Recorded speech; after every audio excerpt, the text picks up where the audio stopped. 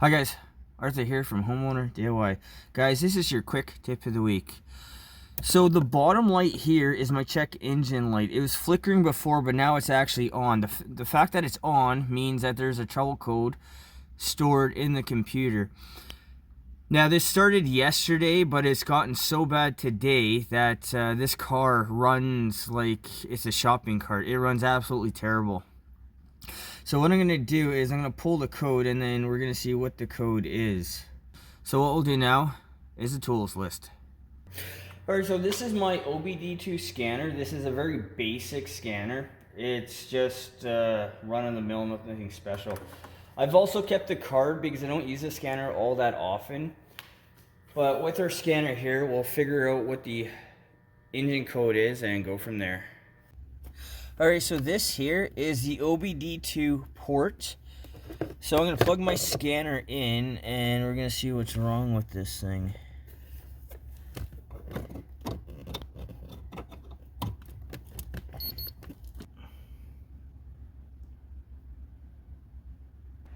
Okay, so P0304 is the code, which means cylinder number 4 is misfiring. So now we'll go and try to figure out why. Alright, so our timing belt is here. So this is 1, 2, 3, cylinder number 4. So the first thing I'm going to do is to check the lead to make sure that there's no cracks or anything in it.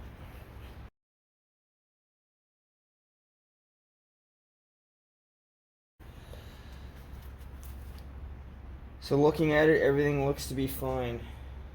So the next thing I'll do is I will pull out the spark plug from the cylinder. Okay, the spark plug socket for this car is a 5/8.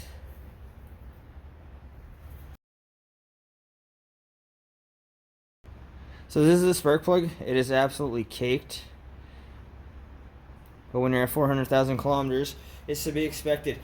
Alright, so what I'm going to do is I'm going to take out the next spark plug and we're going to see the difference between the two. Alright, so the left spark plug is out of cylinder number 4, which is misfiring. The other spark plug is out of cylinder number 3. You can see the difference. I do have an old spark plug here, so what I'm going to try to do is throw the old one in and see if that's going to fix the problem, at least for now. Alright, this is the material and the remainder of the tools list. So I have replacement spark plugs. These are an exact replacement. These are a ZFR 5FGP. These are by NGK. They come in packs of 2. So I have a breaker bar with a 1/2 inch to 3/8 adapter. I've got an extension with a 5/8 spark plug socket. I have a torque wrench. I didn't torque anything yesterday because it was just to get the car back on the road until I could actually fix this properly.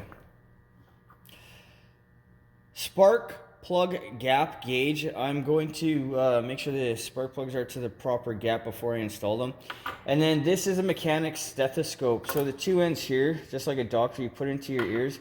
And then with the rod, you touch various parts and it'll amplify the sound, which I will show you. Guys, this is the material and remaining tools list for this job. So let's change out this spark plug. Alright, so we'll pull out the lead.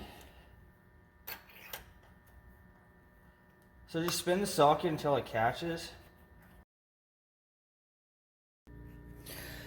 Alright, so here is our gauge. So the way the gauge works is it goes from thinner and then it goes wider.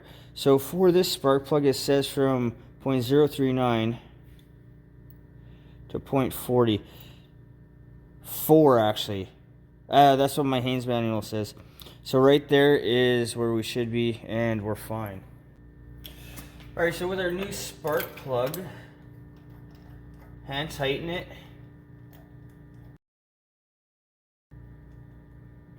Until you feel resistance, and with the torque wrench, it says the torque should be 13 foot-pounds. Right there. So guys, I generally don't use a torque wrench really for anything. I've had many mechanics tell me the exact same thing as well. Put the lead back in. Make sure you give it a press to make sure it's solid. Alright, now I've already driven this car for a day, so everything is fine. Be sure to erase the engine code, and I'll show you 2 ways to do it.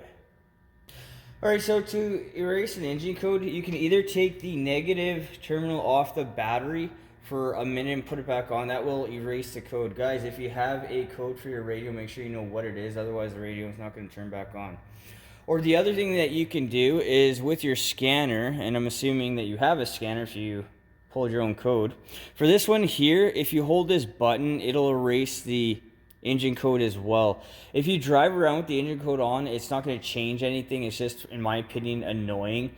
But if you drive around with it on and then you get another engine code, you're not going to know because the engine light is already on. So the last thing that we're going to do is I'm going to show you how to use the mechanic stethoscope. Alright, this is the stethoscope. So you're going to put the 2 ends into your ears, and what you're going to do is you're going to hold the end of the rod right here on the body of the fuel injector. Go to the next one,